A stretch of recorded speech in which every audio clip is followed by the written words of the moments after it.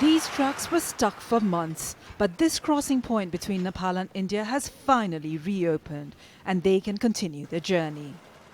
On Friday, traders and locals from both Nepal and India chased away protesters who had occupied this bridge.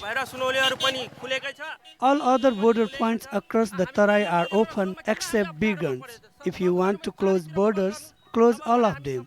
Are they planning to starve us? So we locals from both sides of the border decided to open it. Trade had come to a standstill. This border is extremely important for Nepal. Almost 2/3 of all essentials enters from here. With protesters occupying this bridge, more than $450 million has been lost in revenues.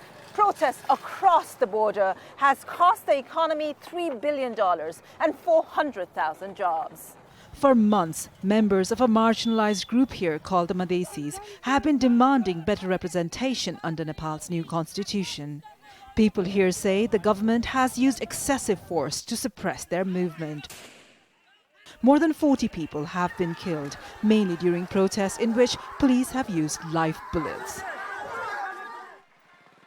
Most Madhesis have close ethnic and familial ties across the border in India, and the government in New Delhi takes an interest in what happens here.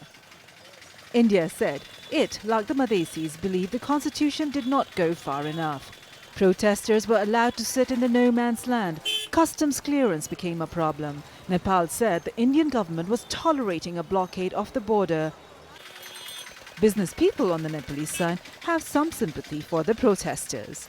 Even now, the business community does favor the contents of the protest, and whatever we have achieved is welcome. But whatever has not been achieved is still, something to strive for. But they should participate in our parliamentary process. On January 23rd, the government did amend the constitution, addressing most of the demands.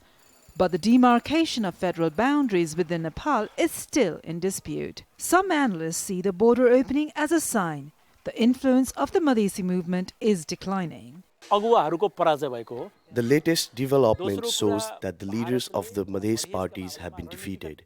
This means that there is a change in policy when it comes to Indian support of the movement.